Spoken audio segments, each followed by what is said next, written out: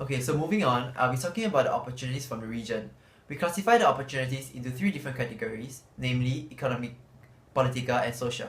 When we talk about economic opportunities, we focus on the opportunities offered by cooperations with APEC. APEC, also known as Asia Pacific Economic Cooperation, is formed on 1989 to boost economic cooperation between member countries in the Asia Pacific region. There are 21 members in APEC. It involves strong economic cooperation with economic powerhouses such as the United States of America, People's Republic of China, and Japan. Member countries are heavily populated, with 21 countries taking up almost 40% of the world's population, 54% of world's gross domestic product, and also 44% of world trade. This shows how much impact the APEC countries have on the world's economy. So, what are the goals of APEC?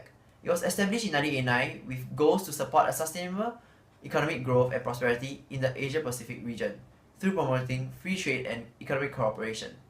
Recently, in APEC Summit 2014, China proposed a new plan to boost economic cooperation between the member countries. The 21 member countries of APEC agreed to launch a 2-year study of the feasibility of this new proposal. This proposal, also known as the Free Trade Area of Asia Pacific, short form FTAAP, is worth $2 trillion for over 70 economies.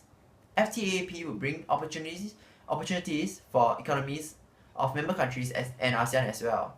Hence, this will bring about economic opportunities to the non-APEC ASEAN countries, as the APEC involved ASEAN countries will benefit from FTAAP, and this will allow them to contribute and help the non-APEC ASEAN countries to grow and improve their economy. For example, Thailand gained an increase in revenue through FTAAP. In turn, they will have more money to invest and help neighboring countries such as Laos. Hence, this will bring benefit across ASEAN economically. And if ASEAN countries work closely with the APEC countries, APEC members countries will bring about technical expertise to help them in getting a better product knowledge. And hence, member countries such as United States of America will bring new skills, ideas, technical knowledge, and able to teach the people of ASEAN countries. For example, when US invests on chips in an ASEAN country, the ASEAN country will learn new skill about chips and start manufacturing on their own. And this will help them to boost their economic from primary industry to secondary or even tertiary industry. Also, if ASEAN work closely with APEC, they would grow economically because there will be increased investment in the ASEAN countries. Moving on, I'll talk about the political opportunities presented in the region. This is also known as political reforms in Myanmar. Political reforms in recent years creates opportunities in trade and development. Reforms direct the country towards liberal democracy. For the history of Myanmar is that Myanmar was under British rule until they gained independence in 1948, and in 1962, military overthrew the government and began the military reign. Under military reign, the country faced political instability in Myanmar and it experienced slow development and facing many economic and military sanctions. Political reforms start from 2011 when Myanmar government opened up and started its political reforms. This allows reforms to direct the country towards liberal democracy, and as they established National Human Rights Commission passes new labor laws that allow labor union and strikes. Also, relaxation of censorship and regulations of currency practices. And what does this opportunity presented to ASEAN? With all the political reforms, it impacted on ASEAN's economic positively. This provides an opportunity for ASEAN as this means more opportunities in trade. Also, sanctions are lifted and this allows more investments by foreign investors and higher development in the country.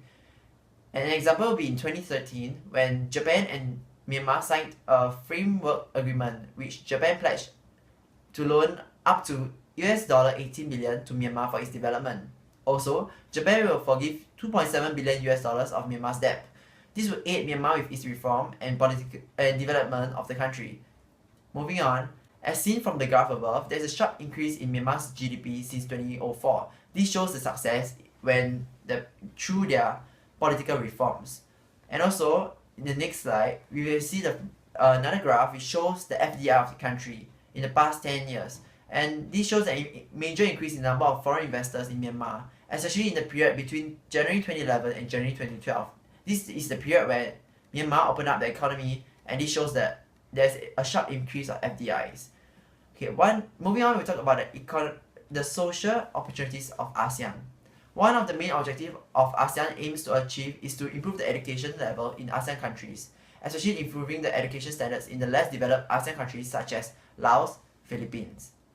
And also, as the education level of people in ASEAN improves, higher quality products will be produced and hence people will enjoy a higher standard of living. And hence these are some of the opportunities of ASEAN in the region. Now, moving on, I'll be handing my time on to Chester, which will talk more about the challenges in the region.